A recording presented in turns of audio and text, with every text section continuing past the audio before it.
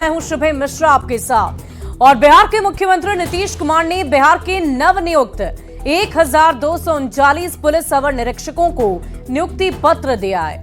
बिहार में पहली बार transgender police अवर निरीक्षकों को भी नियुक्ति पत्र मिला और इनमें एक ट्रांस विमेन और एक ट्रांस मेन भी शामिल है।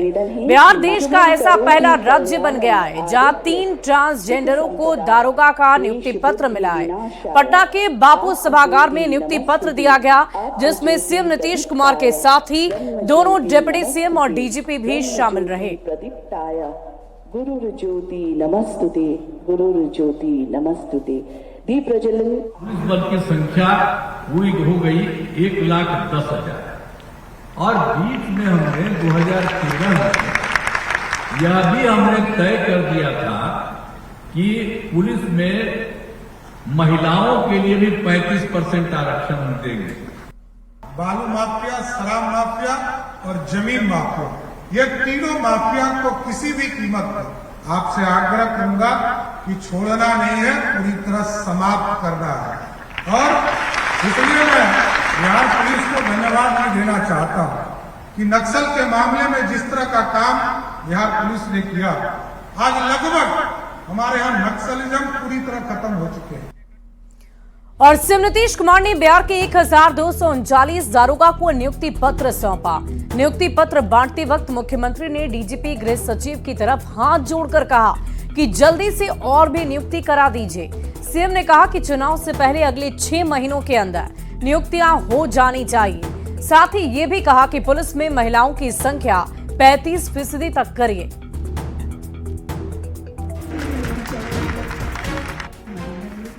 जब 1239 दारोगा को नियुक्ति पत्र दिया जा रहा था, तभी सीएम नीतीश के मुंह से निकला 6 महीने में सभी खाली पदों की भर्ती पूरी कर ली। इसलिए अधिकारी लोग मौजूद है, जरा इधर ताकिए कि पहले 6 महीना में ही आप पूरी तौर पर बहाली कर लीजिए।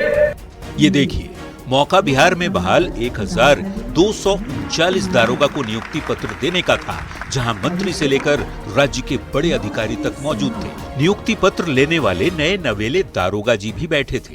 तभी अचानक सीएम नीतीश डीजीपी आलोक राज की ओर मुखातिब हुए और हाथ जोड़कर कह दिया कि जो भी बहाली होनी है उसे 6 महीने के अंदर पूरा करें। इसलिए अधिकारी लोग मौजूद है, जरा इधर ताकिए कि पहले 6 महीना में ही आप पूरी तौर पर बहाली कर लीजिए। हम आपको ये कहने वाले हैं, समझ गए ना, कि तेजी से करिए। डीजीपी ने भी मुख्यमंत्री को तुरंत आश्वासन दिया कि जल्दी से जल्दी हुक्म की तामील होगी। सभी संवर्गों में नियुक्तियां होंगी। इसके लिए जो प्रक्रिया है वो प्रारंभ कर दी गई है। मुख्यमंत्री नीतीश कुमार का वादा है कि 2025 विधानसभा चुनाव से पहले 12 लाख नौकरी और 24 लाख रोजगार दे दिया जाएगा। फिलहाल 7 लाख से ज्यादा लोगों की नियुक्ति हो चुकी है, जबकि 5 लाख से ज्यादा नौकरी की प्रक्रिया चल रही है। हालांकि विपक्ष नीतीश सरकार के समय में दिए गए नौकरियों का क्रेडिट लेने की कोशिश करता रहा है, जिस पर नीतीश भी खुलकर कहते रहे हैं कि नौकरी उन्होंने दी है और ये बताने की कोशिश की है कि नौकरी मतलब नीतीश सरकार। न्यूज़ 18 के लिए पटना से अमित कुमार के साथ ब्यूरो रिपोर्ट। और आज मुख्यमंत्री नीतीश कुमार के हाथ से नियुक्ति पत्र पाने वालों में 3 ट्रांसजेंडर भी शामिल थे और इसमें से एक मधु कश्यप भी हैं। नियुक्ति पत्र पाने के बाद मधु ने कहा कि वो बहुत खुश हैं। खुशी जाहिर करने के लिए शब्द कम पड़ रहे हैं। मेरे पूरी बिरादरी की जीवन बिहार सरकार ने बदल कर रख दी है। पूरी ईमानदारी और निष्ठा के साथ दायित्वों का निर्वहन करूंगी। सारा धन्यवाद देती हूँ मैं पूरी अपनी कम्युनिटी की तरफ से, और मैं खुद कोटि कोटि उनका आभार करती हूँ और रहमान सर और रेशमा मैम का भी ढेर सारा आभार करती हूँ। उन्हीं के कारण और उन्हीं के सहयोग से मैं यहाँ तक पहुँच पाई हूँ। तो मैं आज बहुत खुश हूँ, इतनी खुश हूँ कि मैं इसको वर्ड में एक्सप्लेन नहीं कर सकती। आप सोच सकते हैं कि हमारी पूरी कम्युनिटी की उन्होंने पूरी लाइफ ही बदल दी। तो पहली बार 3 ट्रांसजेंडर जो हैं वो एसआई बने हैं और आपने सुना कि उनके पास शब्द नहीं थे कि वो कैसे बिहार के मुख्यमंत्री नीतीश कुमार का शुक्रिया अदा करें। करने की कृपा करें। और बिहार में 4 सीटों पर होने वाले उपचुनाव के लिए सभी दलों ने उम्मीदवारों की घोषणा कर दी है उम्मीदवारों के नाम के ऐलान के बाद एक बार फिर बिहार की सियासत में परिवारवाद पर बयानबाजी तेज हो गई है। उपचुनाव की रणभेरी बज चुकी है। दोनों ही गठबंधनों ने अपने अपने उम्मीदवारों का ऐलान कर दिया है और इसी के साथ एक बार फिर बिहार की राजनीति में परिवारवाद पर बहस छिड़ गई है। या परिवारवाद का निकृष्ट स्वरूप है कि मुंह से समाजवाद की बात करेंगे, अब मौका मिलेगा तो केवल बेटा बेटी के लिए ही राजनीति करेंगे। सूप दूध से चलने के 70 को छेद है। नेता एक दूसरे पर परिवारवाद का आरोप लगा रहे हैं, लेकिन पहले ये समझना जरूरी है कि किस पार्टी से किसे टिकट मिला। तरारी से बीजेपी ने विशाल प्रशांत को बनाया है अपना उम्मीदवार। विशाल प्रशांत जेडीयू के पूर्व विधायक सुनील पांडे के बेटे हैं। तो दूसरी ओर आरजेडी ने रामगढ़ से अजीत सिंह को अपना उम्मीदवार बनाया है। अजीत सिंह जगदानंद सिंह के बेटे हैं, सांसद सुधाकर सिंह के भाई हैं। आरजेडी ने बेलागंज सीट से विश्वनाथ यादव को अपना कैंडिडेट बनाया है।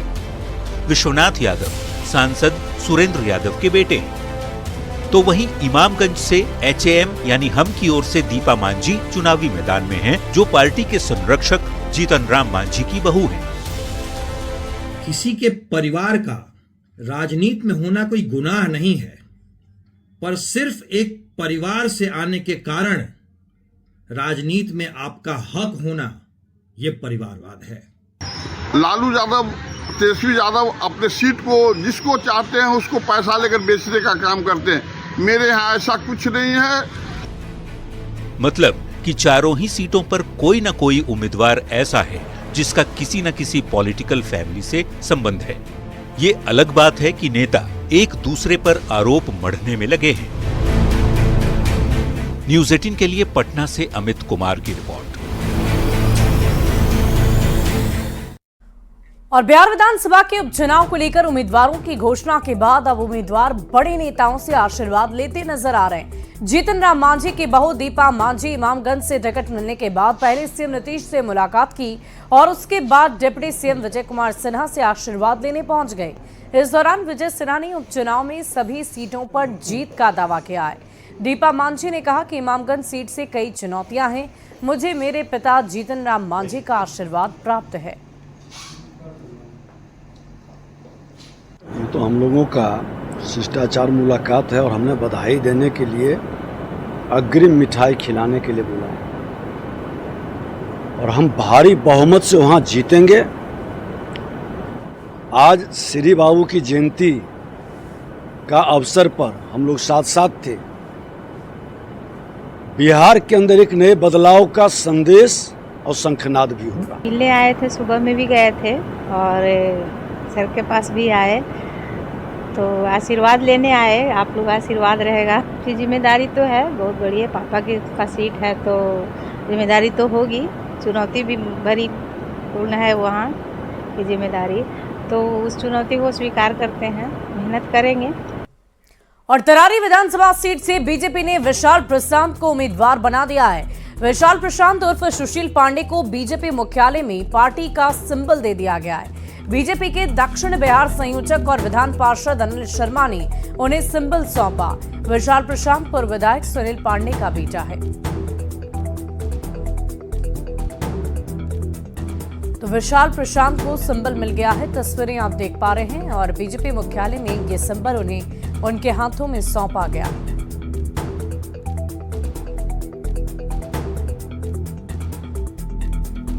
तो तरारी सीट से ये बीजेपी के उम्मीदवार हैं। विशाल प्रशांत को ये सिंबल दिया गया है। आपको बता दें कि बीजेपी के दक्षिण बिहार संयोजक और विधान पार्षद अनिल शर्मा ने उन्हें सिंबल सौंपा है।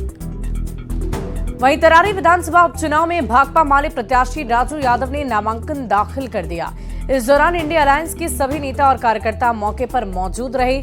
महागठबंधन नेताओं ने एकजुटता का परिचय देते हुए मार्च भी निकाला। आपको बता दें कि 2019 के लोकसभा चुनाव में आरा लोकसभा सीट से महागठबंधन समर्थित भाकपा माले उम्मीदवार थे। हालांकि उन्हें हार का सामना करना पड़ा था। 2024 में हुए लोकसभा चुनाव में आरा से भाकपा माले के सुदामा प्रसाद संसद पहुंचने में कामयाब रहे। सुदामा प्रसाद के चुनाव जीतने पर तरारी सीट खाली हो गई और इसी कारण से इस सीट पर उपचुनाव कराए जा रहे हैं। जो मुख्यमंत्री जो घोषणा किए हैं 2-2 लाख रुपया मिले, तमाम नौजवानों को रोजगार मिले। जो रोजगार 20 वर्षों से बिहार में भारतीय जनता पार्टी की सरकार में बंद है, रोजगार मिले। और स्मार्ट मीटर जबरदस्ती नहीं थोपा जाए और स्मार्ट मीटर को वापस लिया जाए और तमाम गरीबों को 200 यूनिट बिजली फ्री दिया जाए। वहीं तरारी में उम्मीदवार बदले जाने पर प्रशांत किशोर ने बड़ा बयान दिया है। प्रशांत किशोर ने कहा कि जनरल एसके सिंह को चुनाव लड़ने से रोकने की साजिश हो रही है। वोटर लिस्ट में नाम जोड़ने के लिए उन्होंने फॉर्म 8A भरा है।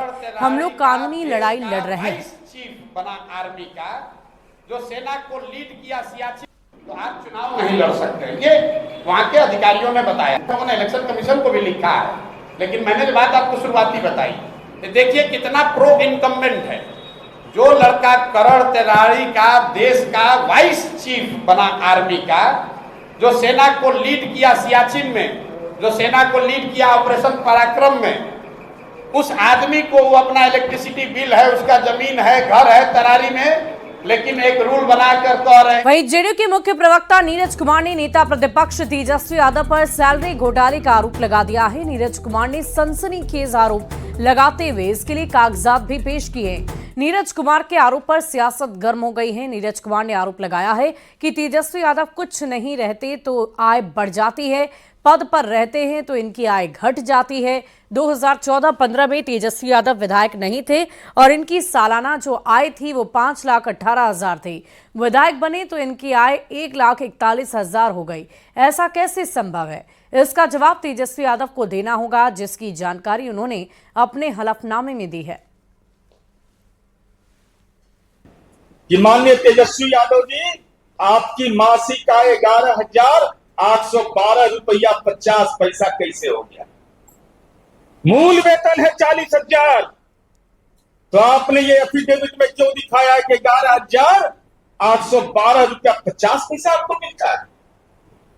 माल घटा 40,000 और लिख रहे हैं 11,812 रुपया 50 पैसा। एमएलए और एमएलसी के वेतन में बेसिक में कोई अंतर नहीं होता है। और आपका पंचवर्षीय आय कितना हुआ? 89,75,360 रुपया। तो कर्जा 3 करोड़ कैसे दे दिया? ये आप ही कह रहे हैं कि हम 3 करोड़ कर्ज दिए हैं, दूसरे के माध्यम से नहीं। तेजस्वी यादव जी स्वयं आकर के आप बताइए, ये जो इनकम घोटाला आपने किया है, सैलरी घोटाला किया है, अपने एफिडेविट में जो गलत जानकारी दी है, यह क्या लोक जीवन के लिए महत्वपूर्ण अंग माना जाता है? अब विधायकों की आय बढ़ती है लेकिन तेजस्वी यादव की घट जाती है। 14-15 में जिस तेजस्वी यादव की सालाना आय मात्र 5,18,019 रुपया था, अगले ही साल 1 गुना नहीं 8 गुना बढ़ गया, 8 गुना। वहीं जेडीयू के मुख्य प्रवक्ता नीरज कुमार ने नेता प्रतिपक्ष तेजस्वी यादव पर सैलरी घोटाले का आरोप लगा दिया, जिसके बाद आरजेडी ने भी जेडीयू पर पलटवार करते हुए निशाना साधा है। आरजेडी ने जेडीयू के आरोपों को सरासर गलत बताया। जनता दलियों के बयानवीर अज्ञानी भी हैं, इसका अंदाजा मुझे लगा। वेतन घोटाला धरती पर करने का किसी के अंदर साहस नहीं है। वेतन विसंगति मैंने सुनी है, वेतन घोटाला नहीं। ये घोटालेबाज लोग 1,500 करोड़ का सृजन घोटाला कर गए, उससे अधिक है। चले हैं देखने के लिए पहाड़, ऊंट चला है पहाड़ देखने। और जम्मू कश्मीर में आतंकवादी हमले पर केंद्रीय गृह राज्य मंत्री नित्यानंद राय का बयान सामने आ गया है।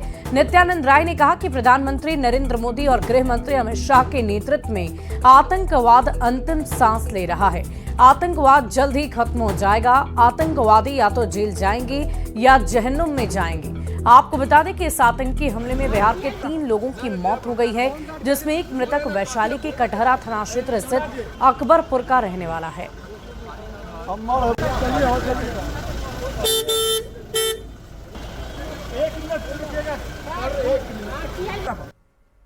इस देश में आतंकवादी अंतिम सांस ले रहा है।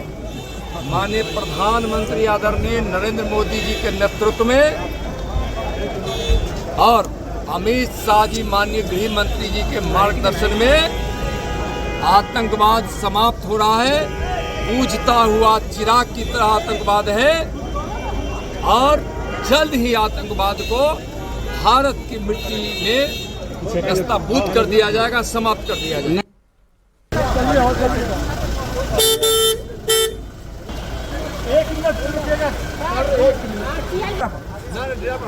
दीपावली और छठ की छुट्टियों में कटौती को लेकर बिहार में शिक्षकों का आक्रोश बढ़ता ही जा रहा है। शिक्षक नेताओं का कहना है कि 1947 से 2023 तक ऐसा नहीं देखा गया।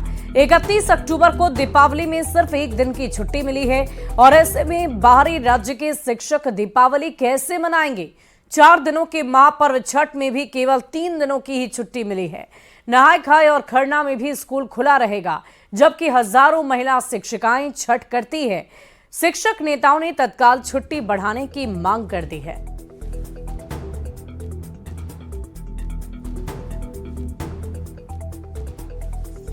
के बाद 1947 से लेकर के साल 2023 तक बिहार के सरकारी विद्यालयों में दीपावली से लेकर के छठ पर्व तक लगातार छुट्टियां दी जाती थी। यह पहला मर्तबा है कि साल 2024 में दीपावली का मात्र एक दिन का अवकाश दिया गया है। वहीं दूसरी तरफ सरकारी विद्यालयों में कार्यरत 60% महिला शिक्षिकाएं जो हैं वो खासा परेशान है इस बात को लेकर के वे कैसे इस महापर्व छठ को कर सकेंगे, क्योंकि महापर्व छठ 4 से 5 दिनों तक चलने वाला पर्व होता है और इसमें मात्र बिहार सरकार के शिक्षा विभाग द्वारा 3 दिनों की छुट्टी 7, 8 और 9 नवंबर को ही दिया गया है। इस बिहार में बिहार सरकार शिक्षा विभाग जो है दीपावली की छुट्टी एक दिन का दे रहा है, जबकि वर्तमान में जो शिक्षकों का पदस्थापना हुआ है वो अपने जिले से 150, 200, 300 किलोमीटर दूर हुआ है। तो क्या वो एक दिन में अपने घर आके दीपावली मना के फिर अगले दिन विद्यालय ज्वाइन कर सकते हैं क्या? एक चीज़ ये प्रैक्टिकल है ही नहीं। दूसरी बात, सबसे बड़ी बात है कि बिहार के लोक आस्था का महापर्व छठ है और छठ की शुरुआत 5 तारीख से ही हो जा रही है और बिहार सरकार शिक्षा विभाग छुट्टी 7 तारीख से दे रही है। तो माननीय मुख्यमंत्री जी से कर जोड़ के प्रार्थना है। एसीएस महोदय भी काफ़ी संजीदा व्यक्ति हैं, वो खुद छठ में बढ़ चढ़ के हिस्सा लेते हैं, बहुत बार ठेकुआ वगैरह बनाते हुए उनका वीडियो वायरल होता है। तो आप दोनों लोगों से करवृत प्रार्थना है कि कृपया